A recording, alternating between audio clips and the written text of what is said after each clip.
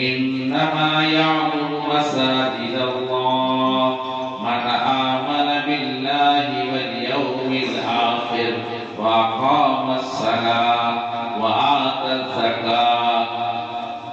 معزز حاضرین کرام، میرے بزرگوں، دینی بھائیوں، نوجوان دوستوں،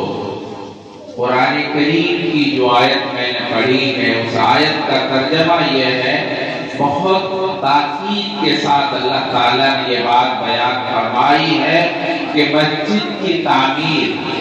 صرف وہ لوگ کرتے ہیں جو اللہ اور اللہ کے رسول پر ایمان رکھتے ہیں،